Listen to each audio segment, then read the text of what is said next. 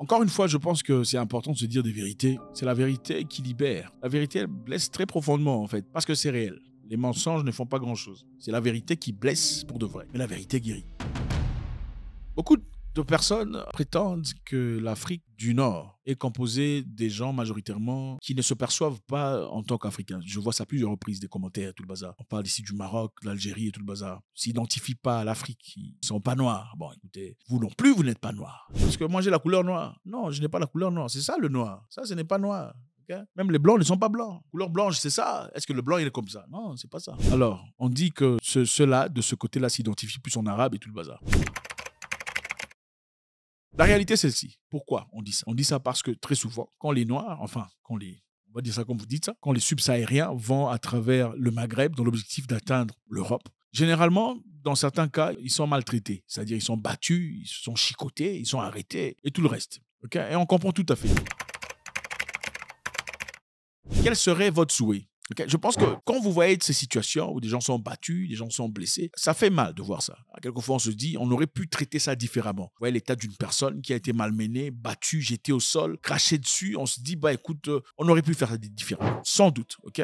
Mais quel serait le souhait de nos compatriotes, nos amis, nos subsahariens? Vous aimez vous appeler frère, vous n'êtes même pas frère. Il faut vous dire des vérités. Je sais que ça dérange, mais c'est ça. La fraternité se prouve, ce n'est pas dans la couleur de peau. La fraternité se prouve, ce n'est pas dans la couleur de peau. La couleur de peau, c'est comme un maillot d'équipe. C'est simplement ça. N'importe qui peut le mettre. Barcelone, Manchester, n'importe qui peut l'acheter et le mettre. Ça ne veut pas dire que tu es vraiment barcelonais ou manchesterois. Vous comprenez? La couleur de peau, oh mon frère, c'est comme un maillot, vareuse, point barre. Pour être vraiment un individu qui appartient à l'équipe de Barcelone ou à l'équipe locale de votre pays, il faut participer activement dans ces activités. C'est-à-dire, il faut contribuer, il faut faire présence pendant les entraînements, il faut activement parler et supporter votre équipe. C'est ça. C'est de ça qu'on parle quand on parle de compatriotes, de fraternité ou d'appartenance en termes d'équipe. Donc, une personne qui soutient Galaxy aux États-Unis pourrait en réalité vraiment soutenir l'équipe dont vous soutenez, pendant que quelqu'un qui a la vareuse ne soutient vraiment pas. Donc, ce n'est pas parce qu'on est noir qu'on est vraiment frère. C'est faux. Sinon, on dirait que les noirs entre eux ne se font pas de mal. Non. Est-ce que les noirs entre eux ne se font pas de mal? Point d'interrogation. Qui a tué Lumumba? C'était un arabe? Qui a tué Sankara? Est-ce un arabe? Absolument pas. Ils étaient tous noirs. Alors, le fait de ne pas se sentir noir ou africain ne veut absolument rien dire. Est-ce que toi, tu n'as pas d'amis qui sont blancs, mais qui ne se sentent pas africains? N'as-tu pas des gens blancs qui t'ont déjà aidé dans la vie à progresser, à avancer, mais qui ne sont pas africains, mais qui ont été bien avec toi? Est-ce que vous leur en voulez de ne pas dire qu'ils ne sont pas noirs comme vous? Ou faut-il être noir pour être bien? Point d'interrogation. Sont-ils obligés de dire je suis comme toi? Exactement parce que nous faisons tous partie de cette grande masse qu'on appelle Afrique. Absolument pas.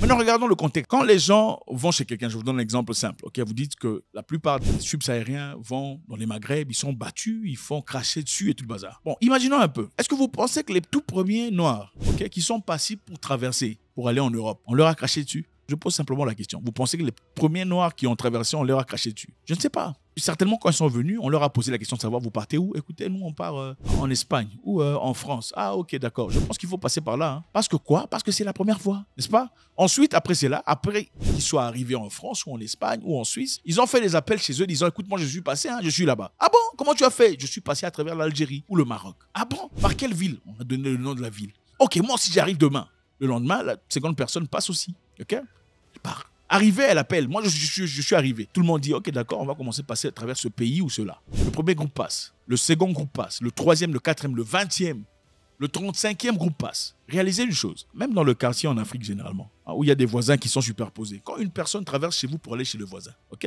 qu'est-ce qui se passe? Regardez, souvent, vous allez voir, vous allez remarquer qu'il y a un sentier qui se crée. Même s'il n'y a officiellement pas de sentier, mais il y a un sentier, un chemin qui s'est frayé à force de marcher régulièrement. Les gens qui veulent couper court, chercher un raccourci, au lieu d'aller chez le voisin de manière logique, traversent chez vous, finalement créent un raccourci, vous voyez un sentier, un chemin qui se crée. Maintenant, imaginons ça. Quand les gens passent chez vous à la maison, une fois, deuxième personne, excusez-moi, est-ce que je peux traverser si j'essaie simplement de passer là-bas? Deuxième personne, troisième personne, quatrième personne, cinquième, finalement, les gens ne demandent plus. Parce qu'ils sont habitués. En partant, ils diront, écoutez, tu veux traverser là-bas, il ne faut pas tourner là-bas, c'est trop loin, pas seulement ici, à travers cette maison. Même si c'est une maison privée, n'est-ce pas? Ok, les gens n'obéissent plus la loi qui est de demander, est-ce que je peux passer? Parce que quelqu'un leur a dit, vous pouvez simplement passer ici. Et en fin de compte, qu'est-ce qui se passe? Il y a des hommes sérieux qui passent, il y a des hommes malades qui passent, il y a des voleurs qui passent, il y a des destructeurs qui passent. Ceux qui font la saleté passent. Finalement, qu'est-ce qui se passe? Généralement, si les propriétaires de la maison avaient pour habitude de laisser les histoires dehors et tout le bazar, peu à peu, on commence à voir les choses disparaître. Quelqu'un a laissé son téléphone sur la table dehors pendant qu'il mangeait. Il s'est accouru dans la maison pour chercher de l'eau à boire. À son retour, le téléphone n'est plus là parce que quelqu'un est passé sans demander autorisation. Pourquoi? Parce qu'ils sont habitués. Et généralement, ils laissent les gens passer pour aller chez le voisin sans difficulté. Vous voyez de quoi il s'agit? Maintenant,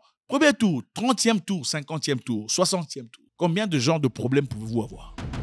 Quand vous traversez pour aller en Europe, prenons l'exemple des pays de Maghreb. En fin de compte, à un moment donné, il y a le ventre qui bouge. Vous voulez aller aux toilettes, n'est-ce pas? S'il vous plaît, est-ce que je peux partir aux toilettes? N'est-ce pas? On vous donne les toilettes, vous utilisez. Une autre personne vient, est-ce que je peux aller aux toilettes? On lui accorde. 7e, 12e, 30e, 50e. En fin de compte, le propriétaire des toilettes dira, écoutez, ce n'est pas la foire. Malheureusement, je ne peux plus autoriser ça. En fin de compte, vous dites quoi? Ils sont racistes. On refuse de me donner les toilettes. Sans comprendre qu'avant vous, il y a eu des gens, des dizaines, des cinquantaines, des centaines qui sont venus avant vous. Vous comprenez un peu? C'est facile de dire, oh, il est raciste, il est méchant. Mais on voit difficilement les faits très simples, détaillés. Y a-t-il des racistes? Oh, absolument, certainement. Mais est-ce que tout le monde est raciste? Non, absolument pas. Pourquoi? Parce que généralement, on a cette mentalité de victimisation. Nous sommes victimes, ok?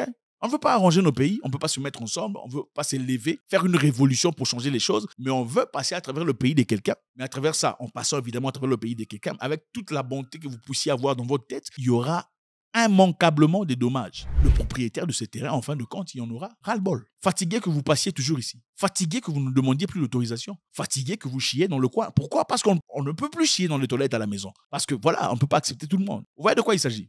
Y a-t-il des Maghrébins qui sont gentils et sympathiques et bons? Oui, il y en a. Y a-t-il des Maghrébins qui sont mauvais? Certainement, il y en a. Qui sont racistes? Ah oui, sans doute. Ont-ils pris des gens en racisme pendant l'époque? Oui, ils ont fait ça, c'est sûr, c'est documenté. Mais est-ce que les Africains ont fait ça avec d'autres Africains? Ont-ils pris d'autres? Oui, il faut lire. Les Africains aussi se sont maltraités entre eux. Est-ce plus acceptable qu'un Africain maltraite un Africain en parlant des Noirs? Que ce soit une personne de teint différent qui maltraite un Africain? Alors là, la criminalité est plus profonde. Dans la criminalité, le peine, la douleur est plus profonde quand c'est une personne d'une autre race que quand c'est entre vous. Lisez l'histoire de l'Afrique, vous remarquerez qu'il y a dans beaucoup d'endroits où on partait chercher des esclaves, on les emmène et on les triait. L'esclave le plus rigoureux, le plus fort, le plus grand, le plus baraqué, le plus beau, on le prenait pour aller engrosser d'autres femmes.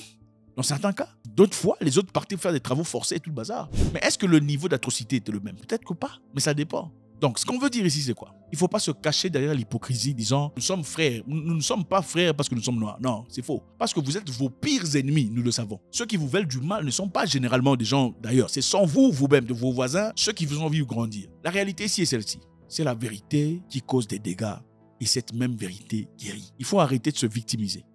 Il faut arrêter de se victimiser et regarder les choses telles qu'elles sont. C'est-à-dire, il faut s'organiser dans votre pays pour vous lever. Si le gouvernement n'est pas adéquat, vous levez et vous exprimez à l'égard du gouvernement pour que le gouvernement fasse quelque chose pour vous. Et c'est difficile, pourquoi? Parce que généralement, dans vos pays, c'est le tribalisme. Les gens qui iront vous accuser, disant c'est lui, c'est Patrick, c'est Laurent, ce sont des gens qui sont associés à la tribu du président. C'est ça le problème. Mais ce problème-là, on ne le voit pas. Le problème qu'on voit, c'est le problème des Maghrébins, disant qu'ils sont méchants, ils n'aiment pas les Noirs. C'est faux. Et ce n'est pas parce qu'un Maghrébin a un problème avec un Noir qu'il faut directement s'associer à un Noir. Je suis désolé. Ce n'est pas parce qu'un Maghrébin a un problème avec un Noir qu'il faut immédiatement s'associer à un. Il faut poser la question, qu'est-ce qui s'est passé? Pour comprendre. Et c'est de ça qu'on parle. C'est comme une femme qui a son mari et son mari a des problèmes avec des gens. Et la femme automatiquement s'associe directement à son mari. Oh non, tu as raison, il ne faut pas accepter ça. Non, tu es bête, tu n'es pas intelligente. Une femme intelligente ne ferait pas ça. Une femme intelligente poserait la question à son mari en privé. Chérie, dis-moi qu'est-ce qui s'est passé? Et lui dit, écoute, tu vois là, tu as mal fait. Franchement, non. Elle ne le fera certainement pas en public, mais elle lui dira la vérité en privé. Tu as mal fait. Tu as un mari qui a des problèmes avec Gérard, avec Lucas, avec Patrick, avec Léon, avec tout le monde. Mais toi, mon mari, tout le monde n'aime pas ton mari. Tu n'es pas intelligente. Comment ça se fait que tout le monde n'aime pas ton mari? C'est-à-dire qu'il y a un problème avec ton mari. Il faut avoir le courage en tant que femme de lui dire, écoute, papa, je pense que là, tu t'es trompé. Je ne le dirai pas devant les gens, mais comme il n'y a que toi et moi ici, je t'en parle.